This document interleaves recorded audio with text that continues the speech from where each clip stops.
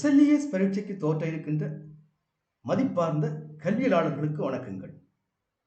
2021 SLES பரீட்சைக்கு தோற்ற இருக்கின்ற உங்களுக்காக நுண்ணறிவும் உளச்சார்பும் தொடர்பான எதிர்பார்க்கை வினாக்கள், அவற்றுக்கான விடைகள், அவற்றை அணுகுவதற்கான நுட்ப முறைகள் என்பன தொடர்ச்சியாக ஜஃப்னா யூடியூப் சேனல் மூலம் வெளிவர இருக்கின்றன. நீங்கள் வழங்குகின்ற ஆதரவு மேலும் இலவசமான பல்வேறு வழிகாட்டல்களை மேற்கொள்ள உந்து சக்தியாக அமையும். இந்த வீடியோ பயனுள்ள வகையில் அமைந்திருந்தால் லைக் பண்ணுங்க, கமெண்ட் பண்ணுங்க, சப்ஸ்கிரைப் செய்யுங்க. ஜஃப்னா எஜுகேஷன் யூடியூப் சேனல் ஊடாக மேலும் மேலும் பயனுள்ள விடயங்களை எதிர்பாருங்கள். உங்கள் ஆதரவை நல்குங்கள். கடினமான பயிற்சி, இலகுவான பரீட்சை. எங்கே நாங்கள் வினாக்களுக்குள் செல்வோம்.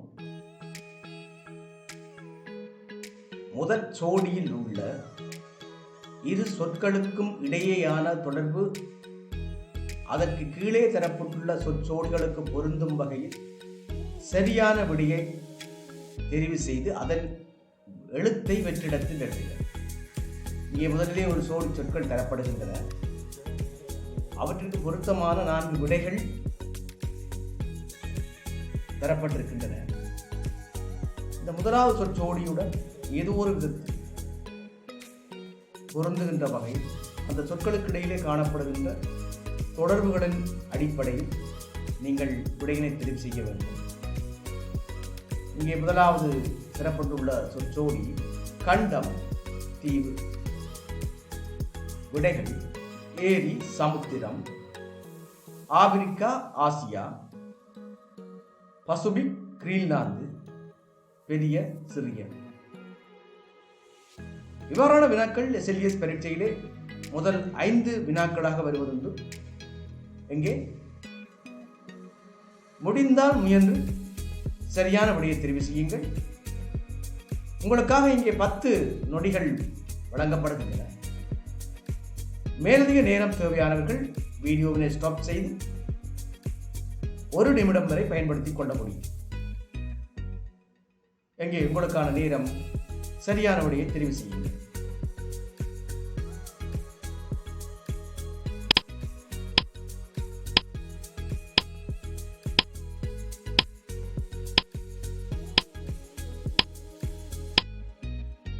ஆம், நீங்கள் சரியான விடையை தெரிவு செய்யுங்கள். இவ்வாறான வினாக்களை நீங்கள் அவதானிக்கின்ற பொழுது இந்த முதலாவது தரப்பட்டுள்ள சோடி சொற்களை நன்கு அவதானிக்க வேண்டும். அவற்றின் கருத்துக்களை பல்வேறு கோணங்களிலே நீங்கள் சிந்தித்துக் கொள்ள வேண்டும். அவற்றுக்கிடையான தொடர்புகளை நுணுகி ஆராய வேண்டும். அவற்றின் அடிப்படையில் அணுகுகின்ற பொழுது சரியான விடையை நீங்கள் தெரிவு செய்து கொள்ள முடியும். கண்டம், தீவு. கண்டம் என்பது பெரிய நிலப்பரப்பு, தீவு என்பது சிறிய நிலப்பரப்பு. இந்த 4 விடைகளில் மிகவும் பொருத்தமான விடையை நாங்கள் தெரிவு செய்ய வேண்டும். ஏரி, சமுத்திரம்.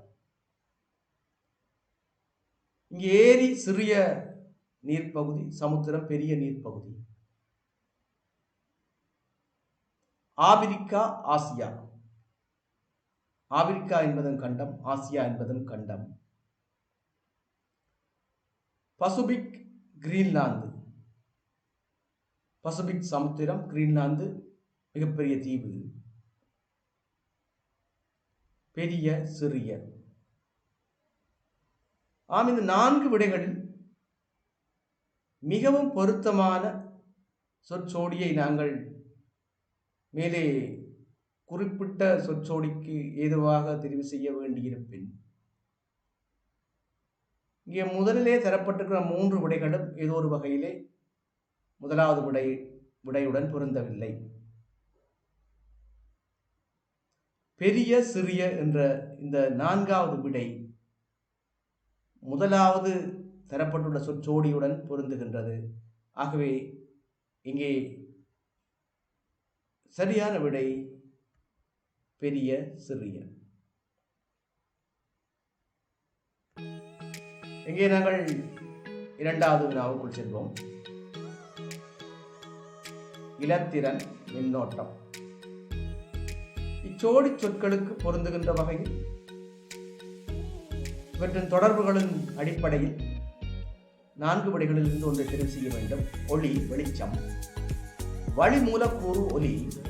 கருத்து வெளிப்பாடு சொல். அதிர்வு ஒலி. எங்கே முடிந்தால் முயன்று பாருங்கள். சரியான விடையை தெரிவு செய்யுங்கள். உங்களுக்கான நேரம் இப்பொழுது வழங்கப்படுகிறது. சரியான விடையை தெரிவு செய்யுங்கள்.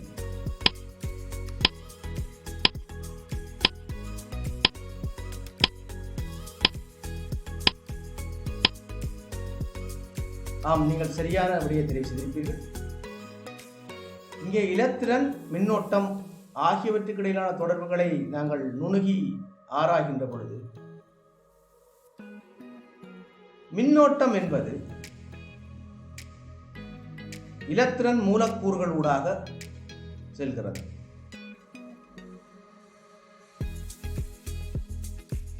அதற்கேற்ப நாங்கள் இங்கே விடைகளை ஆராய்கின்ற பொழுது ஒளி, வெளிச்சம். இங்கே ஒளியும் வெளிச்சமும் ஒத்த பொருள் தருவன, ஒத்த கருத்திலே தரப்பட்டிருக்கின்றன. ஒளி, வெளிச்சம். ஆகவே இந்த விடை தவிர்க்கப்பட வேண்டும். வழி மூலக்கூறு ஒலி. நாங்கள் ஏனைய விடைகளை அவதானித்து விட்டு வருவோம். கருத்து வெளிப்பாடு சொல். சொல் என்பது கருத்து வெளிப்பாட்டு ஊடகம். ஆகவே இரண்டுக்கும் இடையிலே ஒற்றுமை காணப்படுகிறது. அதிர்வு ஒலி. ஒலியானது அதிர்வின் மூலம் வெளிப்படுகிறது. அந்த அதிர்வு வழி மூலக்கூறுகளூடாக கடத்தப்படுகிறது. ஆக ஒலி என்பது வழி மூலக்கூறுகளூடாக கடத்தப்படுகிறது. இலத்திரன், மின்னோட்டம். இங்கே மின்னோட்டம் என்பது இலத்திரன் மூலக்கூறுகளூடாக கடத்தப்படுவது போல், ஒலி என்பது வழி மூலக்கூறுகளூடாக கடத்தப்படுதல் என்ற பொருளிலே மிகவும் பொருத்தமான விடையாக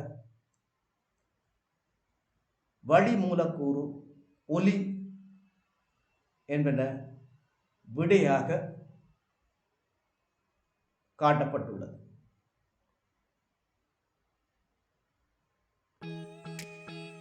இங்கே மூன்றாவது வினா. திரவம், திடம். திரவம், திடம் என்ற சொற்சோடிக்கு பொருந்துகின்ற வகையிலே 4 விடைகளில் ஒன்றை தெரிவு செய்யுங்கள். இங்கே உங்களுக்கான நேரம். சரியான விடையை தெரிவு செய்யுங்கள்.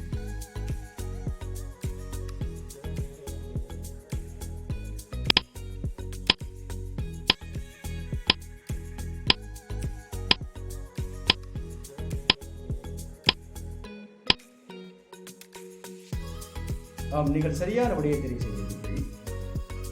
திரவம், திடம் என்பவற்றுக்கு இடையிலான தொடர்புகளை நாங்கள் நுணுகி ஆராய்கின்ற பொழுது திரவம், திடம் இவை இரண்டுக்கும் இடையே எதிரெதிரான கருத்துக்கள் காட்டப்படுகின்றன. திரவத்தின் எதிர் வகையாக திடம் என்பது குறிப்பிடப்படுகிறது. இங்கே குளிர், பனி என்பன ஒத்த கருத்து தரும் பொருளிலே தரப்பட்டிருக்கின்றது.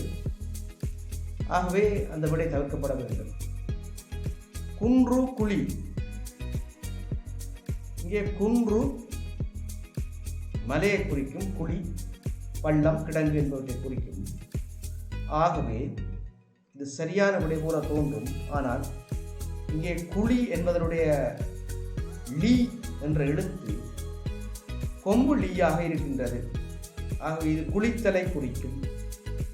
குழி என்ற மவ்வளவு லீனா குழியை பள்ளத்தை குறிக்கும். ஆகவே இதுவும் தவறான விடை. அபிவிருத்தி, நவீனம் என்பன ஒரு பொருள் தருகின்ற சொற்களாக காணப்படுகின்றன. ஆகவே எதிர்பொருளை தருகின்ற சொற்களாக அடி, அணை. அடி என்பது அடித்தல், அணை என்பது அணைத்தல். ஆகவே திரவம், திடம் என்ற அந்த எதிர்பொருள் தருகின்ற வகையிலே அடி, அணை என்பன எதிர்பொருள்களை தருகின்றன. ஆகவே மூன்றாவது வினாவுக்கான விடை அடி, அணை.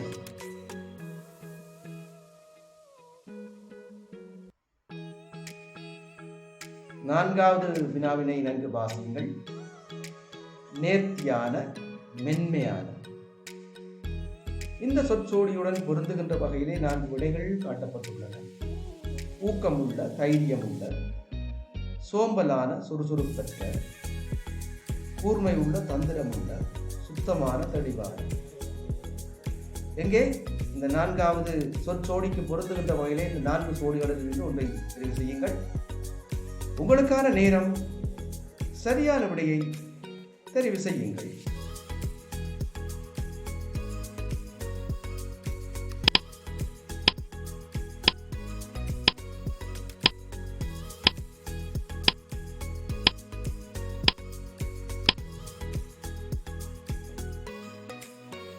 ஆம், இங்கே நேர்த்தியான, மென்மையான ஆகிய சொற்களை நாங்கள் நன்கு அவதானிக்க வேண்டும்.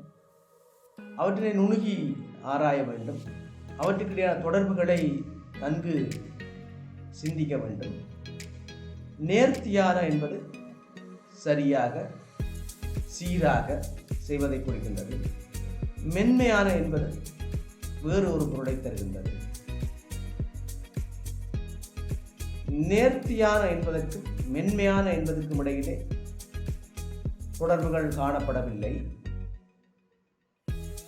அந்த வகையிலே தொடர்புகள் காணப்படாத அல்லது குறைந்த வகையிலே இருக்கின்ற சொற்களை நாங்கள் தெரிவு செய்ய வேண்டும். ஊக்கமுள்ள, தைரியமுள்ள என்ற முதலாவது விடையை எடுத்து பார்க்கின்ற பொழுது ஊக்கமுள்ள, தைரியமுள்ள என்பது ஒரு சொல்லை தருகின்ற, ஒரு பொருளை தருகின்ற சொற்களாக, ஒரு கருத்தை தருகின்ற சொற்களாக காணப்படுகின்றன. சோம்பலான, சுறுசுறுப்பற்ற. இங்கே சோம்பல் என்பதன் எதிர்ப்பதம் சுறுசுறுப்பு. இங்கே சோம்பலான, சுறுசுறுப்பற்ற என்பன இரண்டும் ஒரு பொருள் பொதிந்த சொற்களாக காட்டப்பட்டிருக்கின்றன. சுத்தமான, தெளிவான என்ற அந்த 4வது விடையை நோக்குகின்ற பொழுது சுத்தமான, தெளிவான இந்த 2 சோடிகளுக்கும் இடையில் தொடர்புகள் நெருங்கிய வகையிலே காணப்படுகின்றன. இங்கே 3வது விடையை எடுத்து நோக்குங்கள். கூர்மை உள்ள, தந்திரம் உள்ள. கூர்மை உள்ள என்பதுடன் தந்திரம் உள்ள என்பது தொடர்புகளை நெருக்கமாக கொண்டிராது. கூர்மை உள்ள என்பது புத்தி கூர்மை உள்ள, நேரிய சிந்தனை உள்ள, மிகவும் கூர்மையான என்ற அந்த பொருளிலே தருகிறது. தந்திரம் உள்ள என்பது அது எதிர்மறையான சிந்தனைகளை கொண்டதாகவும் இருக்கலாம். குறுக்கு வழியிலே செல்லுகின்ற பொருளை தருவதாக இருக்கலாம். ஆகவே கூர்மை உள்ள, தந்திரமுள்ள என்பது குறைந்த அளவிலான தொடர்புகள் இருப்பதனால், இங்கே நேர்த்தியான, மென்மையான என்பவற்றுக்கு இடையிலே குறைந்தளவான தொடர்புகள் இருப்பதனால் இந்த 4வது வினாவுக்கான விடை கூர்மை உள்ள, தந்திரம் உள்ள. இங்கே நாங்கள் 5வது வினாவினை அவதானிப்போம். நெல், அரிசி. நெல், அரிசி என்ற சொற்சோடிக்கு பொருந்துகின்ற வகையிலே 4 விடைகளிலிருந்து ஒன்றை தெரிவு செய்ய வேண்டும். எங்கே உங்களுக்கான நேரம். சரியான விடையை தெரிவு செய்யுங்கள்.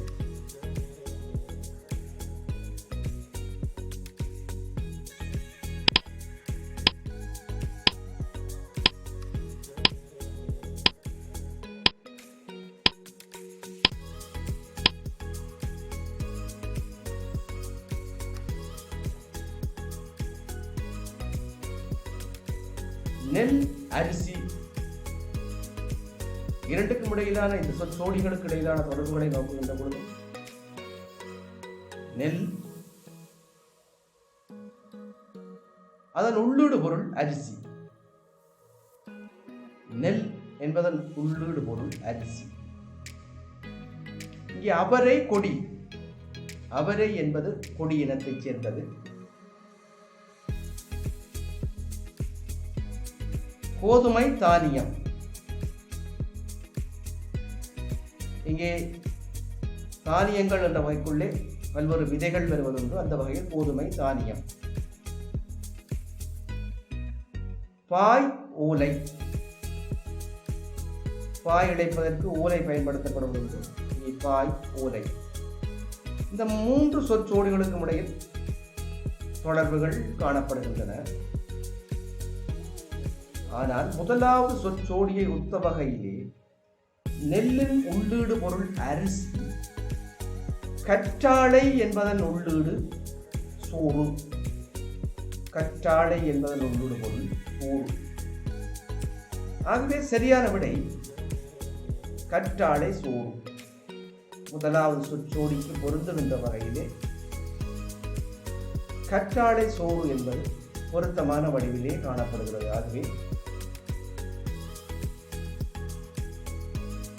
இந்த ஐந்தாவது வினாவுக்கான விடை கற்றாழை சோறு.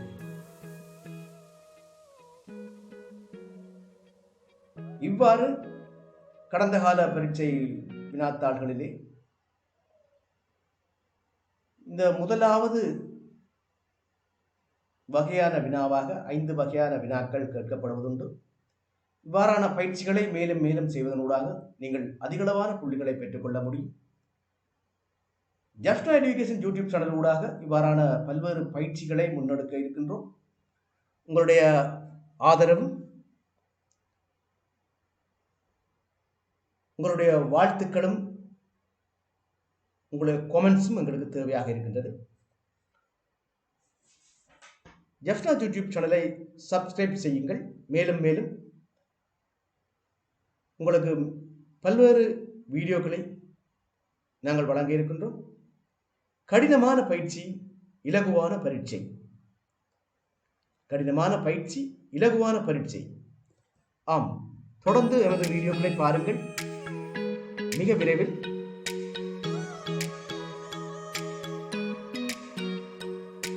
தொடர் 2 சந்திக்கும் வரை அன்பு வணக்கம் கூறி விடைபெறுகிறேன். நன்றி, வணக்கம்.